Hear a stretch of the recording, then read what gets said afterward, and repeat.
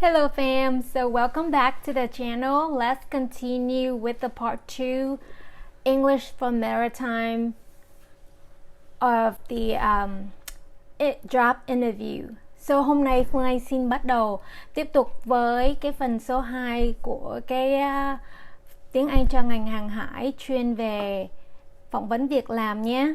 So let's get started. What is GMDSS? What is GMDSS? Global Maritime Distress and Safety System. Global Maritime Distress and Safety System là cái hệ thống an toàn và cứu trợ hàng hải trên toàn thế giới.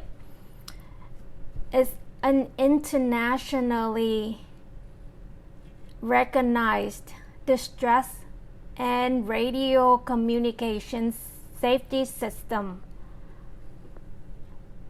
An internationally recognized distress radio communications safety system rely on a manual Morse code system on 500 kilohertz and voice radio telephony on channel 16 and 2182 kilohertz. Internationally recognized là được nhận diện thế giới. Rely là dựa vào. Rely on manual Morse code system on 500 kilohertz and voice radio telephony on channel 16 and 2182 kilohertz. Tiếp tục.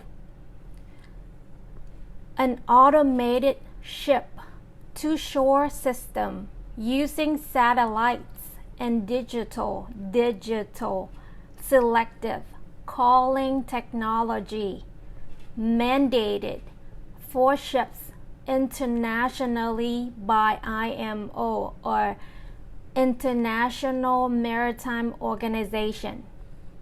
An automated ship-to-shore system using satellites and digital selective calling technology mandated for ships internationally by IMO.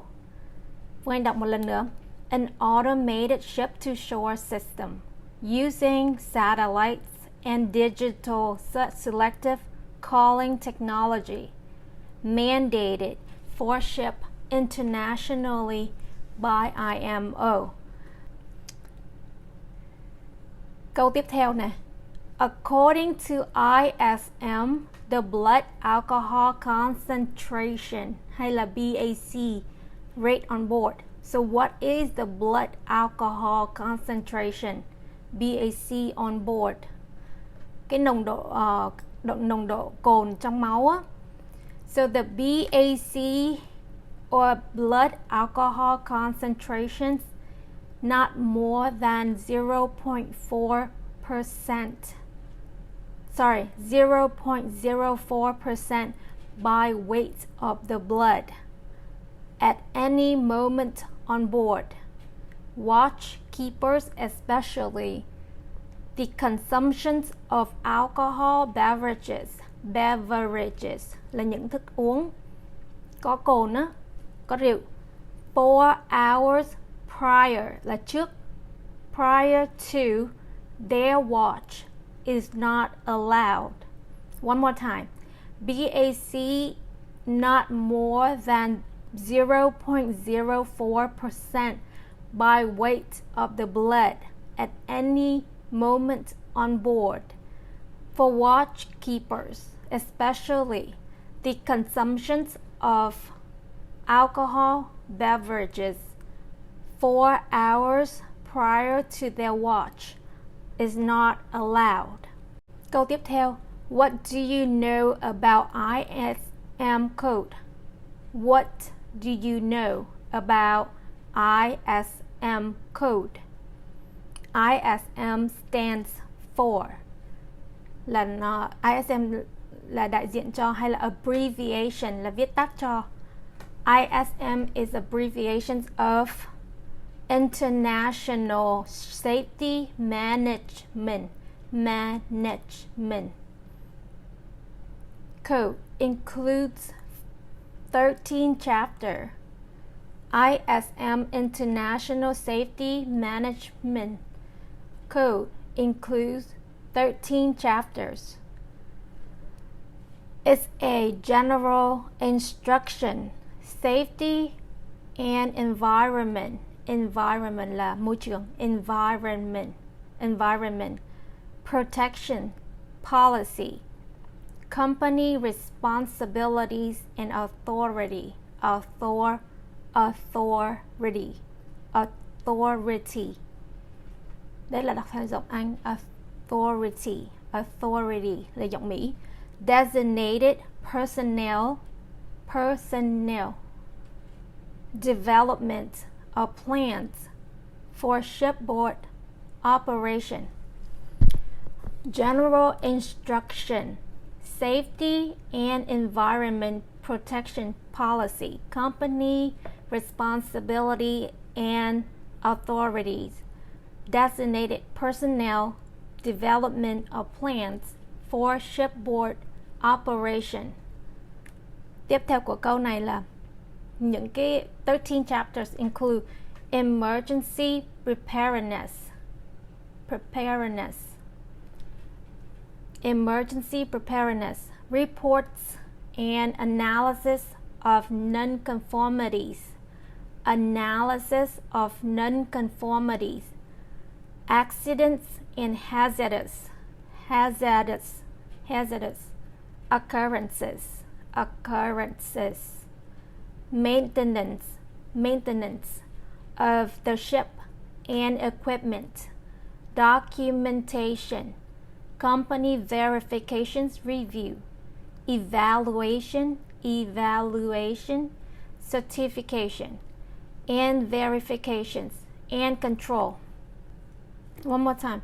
Emergency preparedness, reports and analysis of nonconformity, accidents and hazardous occurrences, maintenance of ship and equipment, documentation, company verifications review, evaluation, certifications and verifications, and control.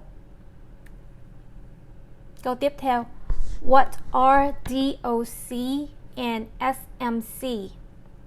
What are DOC and SMC? So DOC, Documents of Compliance. Documents of Compliance, tức là tuân theo, chấp hành, means a document is issued. Document issued to a company which complies with the requirements of the ISM code. Đó là những cái giấy tờ được cung cấp cho cái công ty mà tuân theo những cái điều lệ của ISM code. Document of compliance mean a document issued to a company which complies with the requirement of the ISM code. And then safety management certificate. Safety management certificate. Phương Anh biết có một số bạn gặp khó khăn trong cái việc phát âm chữ management. So cố gắng nha. Management. Safety management certificate, SMC, means a document issued to a ship which signifies that the company and its shipboard management operate in accordance with the approved SMS. Signify là cho biết, accordance là tuân theo.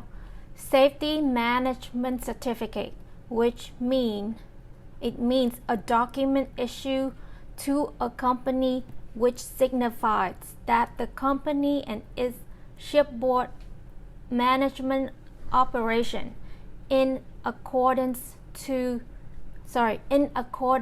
with the approved SMS. Câu tiếp theo, câu hỏi khác. What do you know about ISPS? What do you know about ISPS?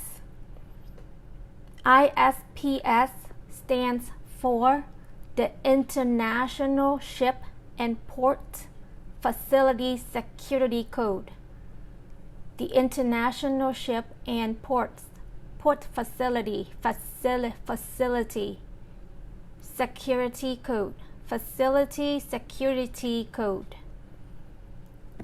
is an amendment of the Safety of Life at Sea SOLAS Conventions 1974 and 1988 on minimum security arrangements for ships, ports, and government agencies. It prescribes responsibilities to governments, shipping company, shipboard personnel, and port facility personnel to detect and take preventative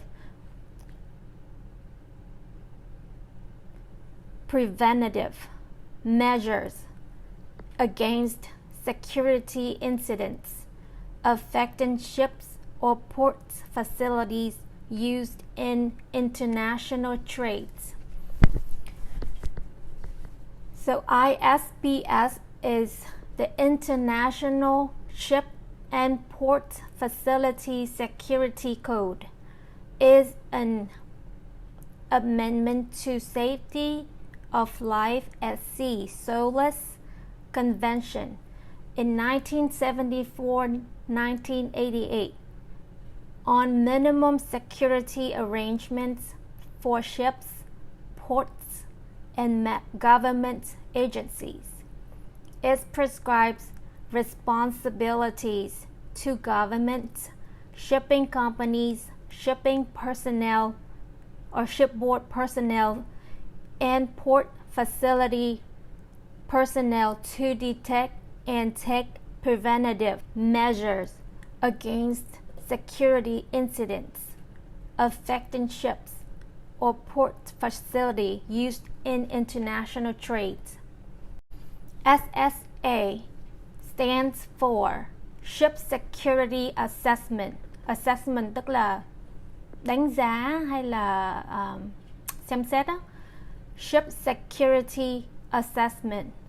SSP stands for Ship Security Plan.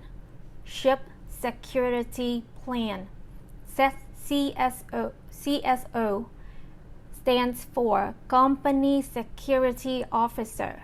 Company Security Officer. SSO Ship Security Officer. Hay các bạn có thể đọc là Ship Security Officer. Officer. DOS hay là DOS stands for Declaration of Security. Declarations of Security. CSR Continuous Synopsis Record. SSAS Ship Security Alert System. Ship Security Alert System. PSC Port State of Control. Port State of Control. PSCO Port State Control Officer. Port State Control Officer. Alright. Câu hỏi khác. During cargo loading, if you find a damaged cargo on hold, what should you do? During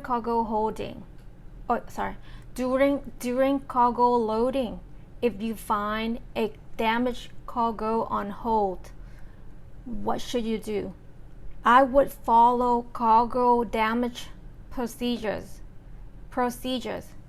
in contingency manual.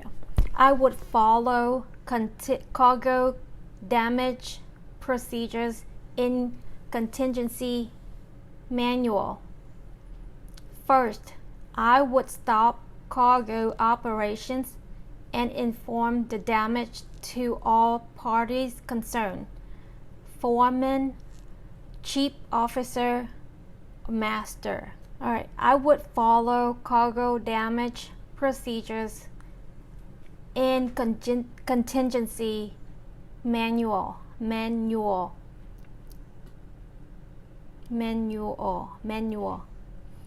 First, I would stop cargo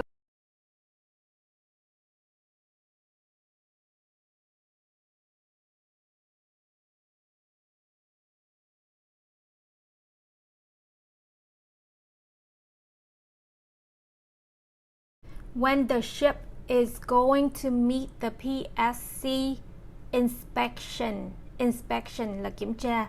What should you do in preparation?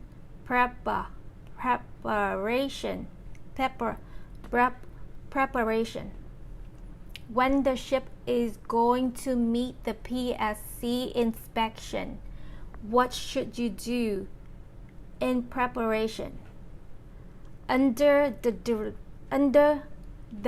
direction of the master and chief officer, the third officer shall check thoroughly on utilities là những cái thiết bị đồ dùng, những cái đơn vị mà mình take care, the utilities that he's responsible for. It's important to not miss an item on the checklist and match each checklist with the checklist of PSC. Câu tiếp theo. When the ship is in the port during the cargo operation, what shall the third officer do if you are on duty? When the ship is in the port during the cargo operation, what shall the third officer do if you are on duty? According to the cargo and stowage plan, third officer shall watch and supervise the work of loading and report any accident or abnormality. Normality là bình thường, abnormality là bất bình thường. Should there be any, to the chief officer, as well as keep watch on the weather, sea, vicinity conditions là những cái điều kiện xung quanh á, điều kiện gần đó, and sound the draft of the water regularly. Câu hỏi tiếp. When do you change from automatic steering to manual steering? Automatic steering to manual steering. So,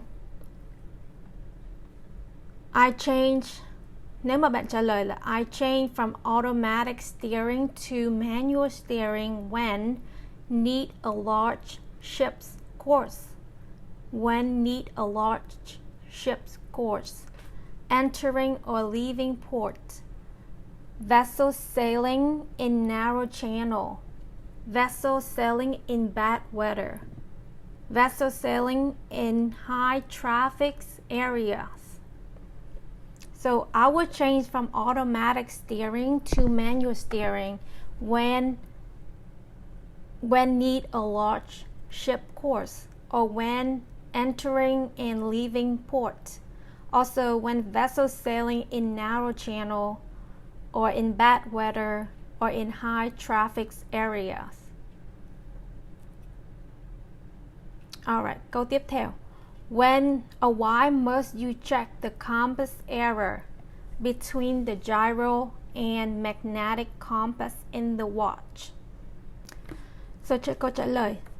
The difference of the two compasses, số nhiều là compasses, need to be checked. The difference of the two compasses needed to be checked at least every hour, là mỗi tiếng đồng hồ, every hour. If significant error between magnetic compass and gyro compass is found, compasses must be adjusted, phải được sửa đổi, and corrected, làm đúng lại, immediately, ngay tức khắc, immediately. If there is breakdown là hư hại, of the gyro compass, I shall report immediately to the master or chief officer. Câu hỏi tiếp.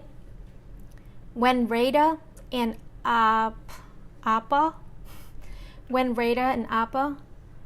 are in use, does it relieve your duty of lookout as a watchkeeper? Là khi mà hai cái dụng cụ này đang khi được sử dụng thì nó có, các bạn có được bỏ cái nhiệm vụ không á? When the radar and APA are in use, does it relieve your duty of lookout as a watchkeeper? The duty of officer on watch is required at all time. Tức là cái trách nhiệm của sĩ quan á, là đòi hỏi, lúc nào cũng đòi hỏi hết. The equipment aids officer in performing watch and lookout more effectively, by no means can replace the role of a watchkeeper. Những cái dụng cụ ấy chỉ có chức năng là giúp cho sĩ quan làm cái công việc của mình một cách có hiệu quả tốt hơn, and không thể nào mà thay đổi được cái nhiệm vụ của người watchkeeper. The duty of officer on watch is required all the time. The equipment aid the officer in performing watch and lookout more effectively, and by no means can replace the role of the officer or the role of the watch. Câu tiếp theo. When finishing navigational watch, what do you record on the ship logbook? So khi mà hoàn tất cái nhiệm navigational watch thì what do you record? Bạn phải ghi chép lại những cái gì trong cái logbook. So, record detailed information to ship logbook. I record detailed information to ship logbook. For example, true course when get on duty. True course when get on duty là khi bắt đầu nhiệm vụ á. All time and position when altering ship's course. All weather information, sea condition, all safety duty on watch. Positions and time when hand over duty to next officer on watch. Phải đọc lại nè. I record detailed information to ship logbook. For example, true course when get on duty. All time and position when altering ship's course. All weather information, sea condition, all safety duty on watch, positions and time when hand over duty to the next officer on watch. Câu tiếp. When you keep anchor watch, how to check the ship position, which way is better, how to keep anchor when you keep anchor watch, how to check the ship position, là làm sao mà coi được cái vị trí của tàu. Which way is better, cách nào thì tốt hơn. I can use radar fixing, GPS fixings, and landmark fixing to get vessel position and locate anchor spots. In my opinion, radar fixing can be more precise and reliable compared to other two. I would rather use all the means available in order to ensure efficiency, accuracy, and safety when performing tests. I can use radar fixings, GPS fixings, and landmark fixing to get the vessel positions and locate anchor spots. In my opinion, radar fixings can be more precise and accurate compared to the other two. I rather use all the means available in order to ensure efficiency, accuracy, and safety when performing tests.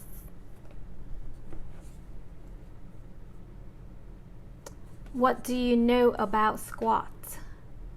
What do you know about squat? Squat plus UKC plus draft equal tie plus depth. Squat plus UKC plus draft equal tie plus depth. So vessel squat. In the algebraic, it is the algebraic sum, là cái tổng số of the whole sinkage and the trimming effect, generally occurring when the ship is moving forward into shallow water.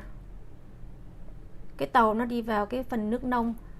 The officer on watch shall compute, là tính toán, vessel squat and consider underkeel clearance to the area navigated.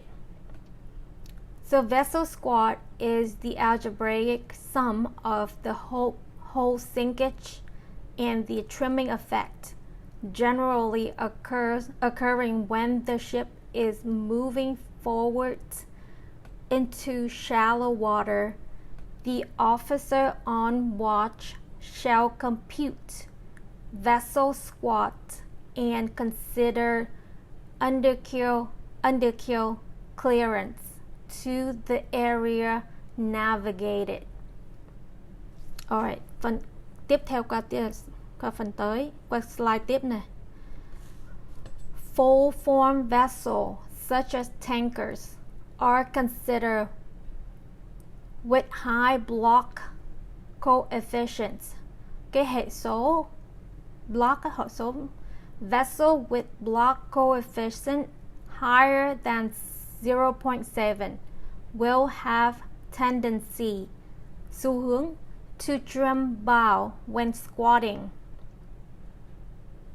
The master shall reduce vessel speed when navigating into shallow water in order to increase underkeel clearance.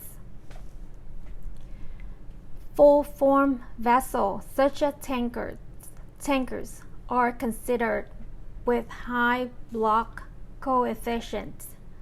Vessel with block coefficients higher than 0.7 will have tendency to tremble when squatting. The master shall reduce vessel speed when navigating into shallow water in order to increase underkeel clearance. Câu hỏi khác. What are some of the working parts of a lifeboat? Những bộ phận của cái tàu cứu sinh. What are some of the working parts of a lifeboat? Man rope, oars, ration, securing, launch tracks, slip gear, sea anchor, sea plug davit, roll, harbor pin, canvas roof,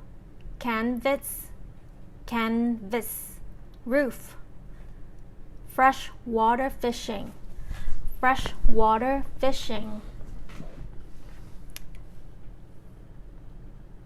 medicine,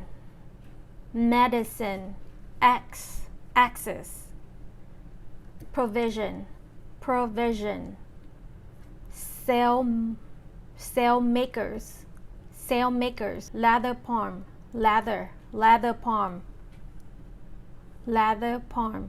sailmaker needle, grommet, serving boards, serving mallets, round mallets, wood hand fits, hatch wedge, rat guards, life jacket, lights, life buoys, thermal protector, radar reflector,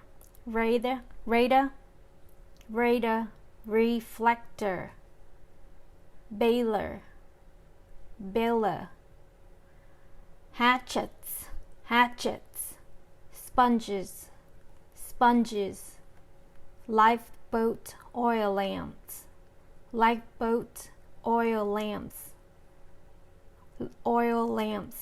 inflatable life jackets, inflatable là bơm lên, life jacket, immersion suit, matches, life saving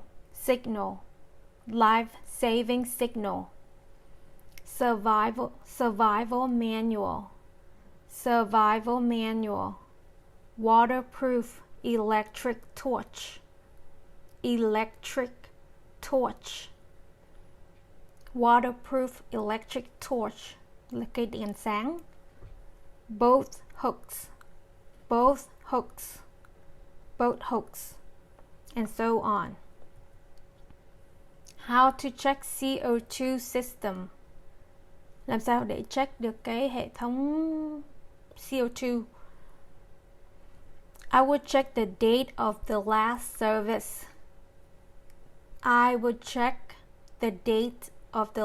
service. The CO2 bottle itself là cái chai CO2. The CO2 bottle itself, air blow tests should be made to ensure that the system works well. Make sure the system works works well. Date of the last service. CO2 bottle itself. Air blow test. Should be made to make sure that the system works well. What action should you take while you find fire on board? What action là bạn sẽ làm gì trong khi bạn phát hiện có lửa trên tàu?